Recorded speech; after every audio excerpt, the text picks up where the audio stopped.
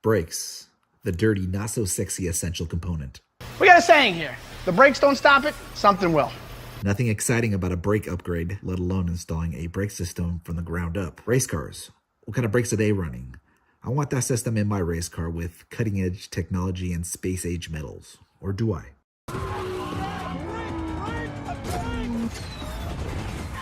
The brake's not working.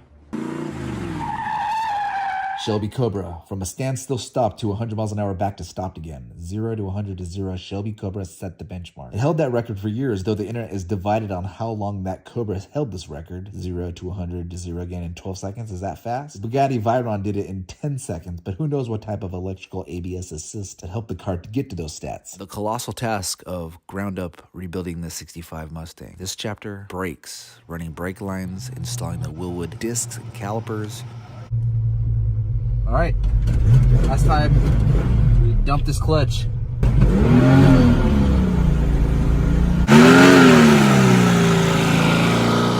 Before we get a chance to bend the hard lines, we have to install ourselves the calipers and the discs so that we know if everything's in place and working correctly. And I'm glad I did, because I found out a few issues ahead of even running the brake lines. Perfect. So I ordered me a classic tube, front firewall, right side, passenger side, brake line. I used myself some riv nuts, had to get me a riv nut tool. Learned how to do that.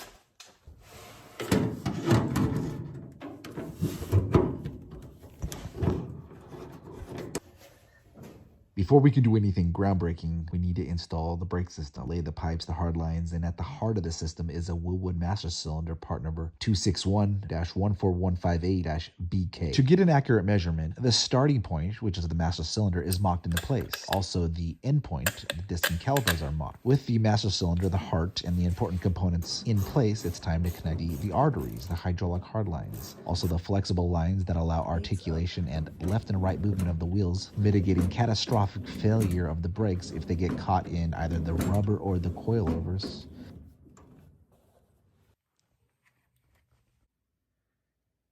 All right, so we've got this brake system from the left side, and we need to now figure out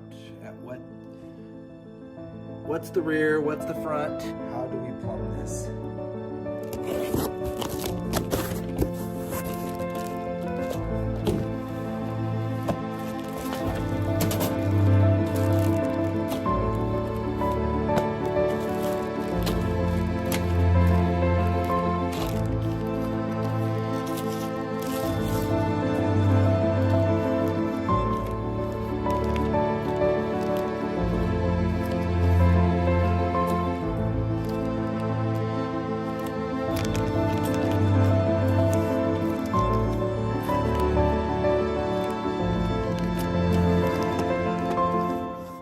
As I'm installing these brackets, these tabs, they used to be installed under there, but I boxed them with these supports for the frame, so now I need to install new ones. I was going to install this bracket on the inside portion of right here, on the other side, on that one, but now I think I'm going to install it basically this hole right here, right there, and then just bend it down so that the bracket is attached to that side of the hole, the other side of the hole. Then I'm going to, right there, I'm going to make a little hole for the line to come in.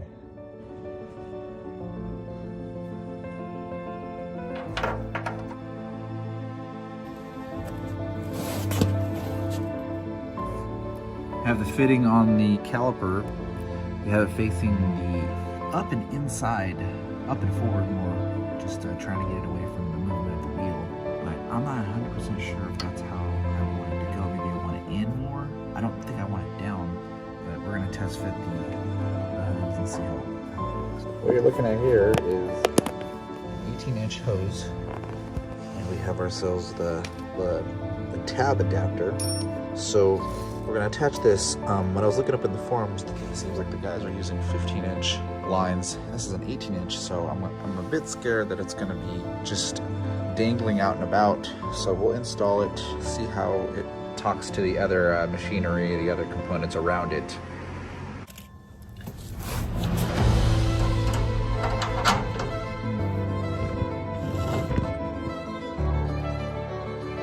right, hose is connected, and look at this. That is gonna rub.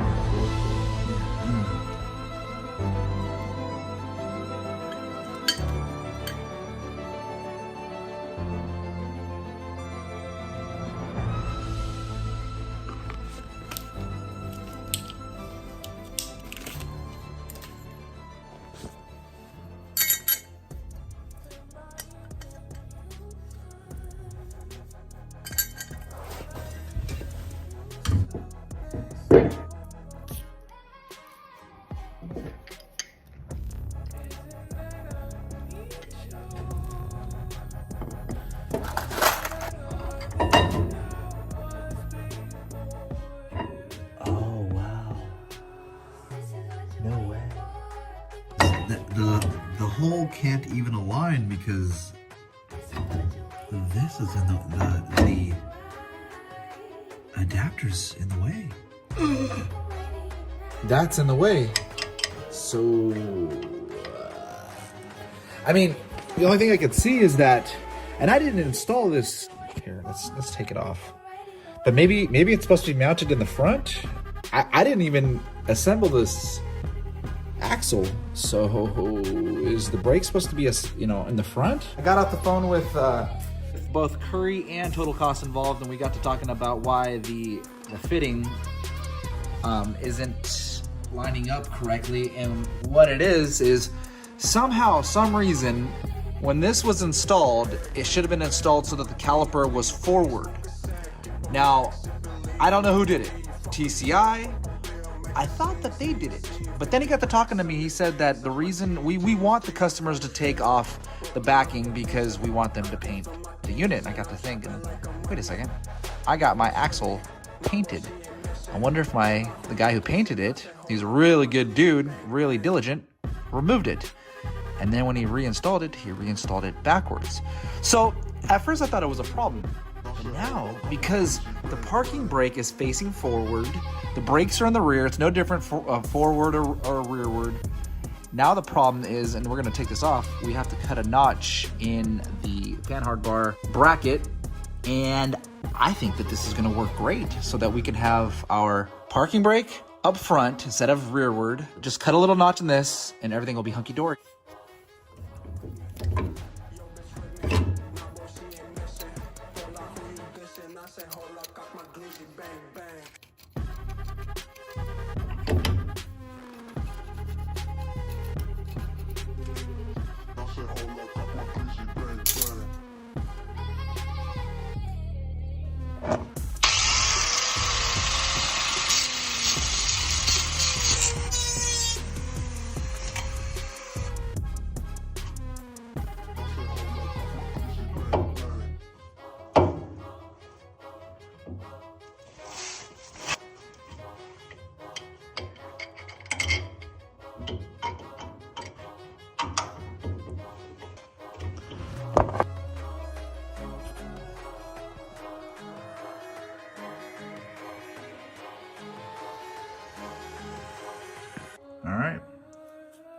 All right, today we are going to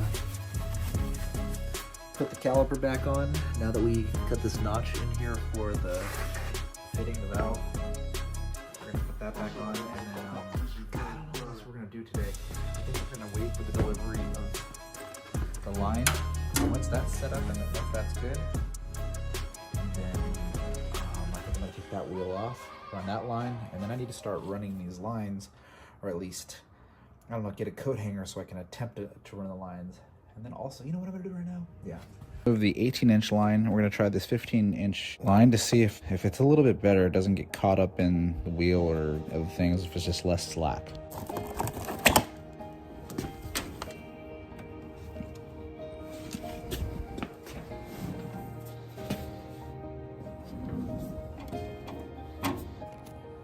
So now I installed the 15-inch line, and I mean, I guess that's better.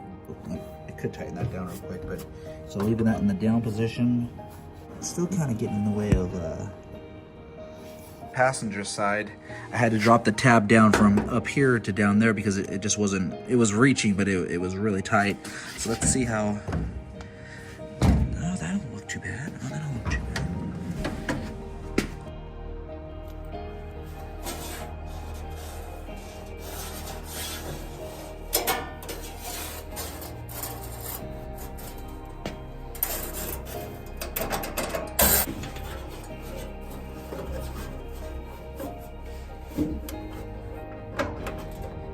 Got this line, I thought we were good at 15 inches, the OEM size, and then, so look, that gets caught up in the coilover, not ideal. If we get it going this way, look, it gets caught in the wheel.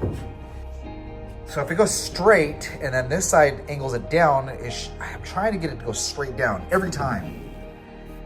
What is the proper, look at that, and then the caliper goes there, so even if it's straight, oh, this is just gonna be a nightmare every way you look at it. All right, we have ourselves a situation, this fitting right here on the back of the Willwood.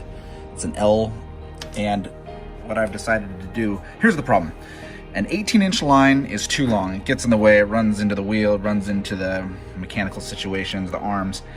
15-inch line, which I have on that side, it works, but it still kind of gets in the way. 12-inch line is too short. So now what I'm doing, and I still have to put thread, I still need to seal the thread a little bit better, but instead of putting an L fitting, we're gonna put a straight fitting.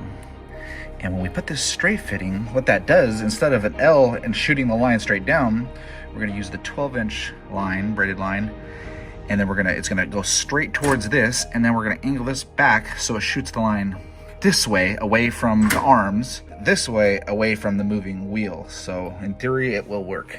So this just seems a little tight as it's full lock, car turned to the right, but then as we, so that's okay, that's not bad. That also, look at it, it's close, but it's not touching. And then we angle that away from the front, and it does kick it back, but it does work.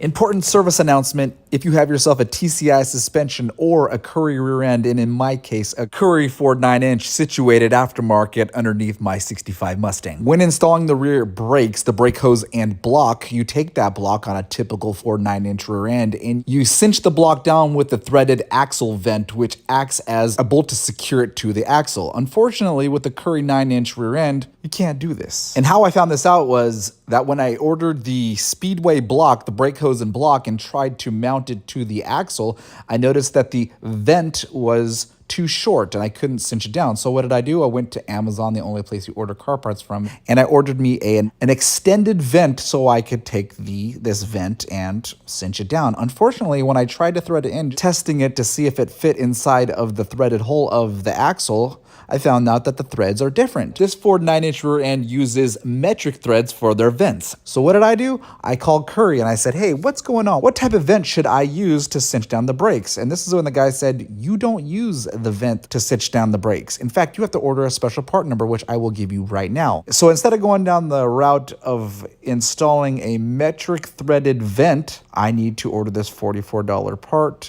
so I can have it done correctly. Steel wheels from Amazon with the brand Tactic. These are 15 by 8 wide, 4-inch back spacing, and this is how they look. These are 235 60-15s, and they almost fit perfect right here, but if you look underneath, and I've got me a mini tub, there's actually an inch of space right there, and if you haven't had any modifications in there, you'll probably have half an inch of space right there. So I'm gonna try to plan. My next set of tires are gonna be 275s, and these will end up going to the front. Let me show you what the center caps look like. Yeah, do they look good? I mean, you be the judge of that. I mean, you can probably get aftermarket ones, but yeah, that's how they look on the 65 Mustang.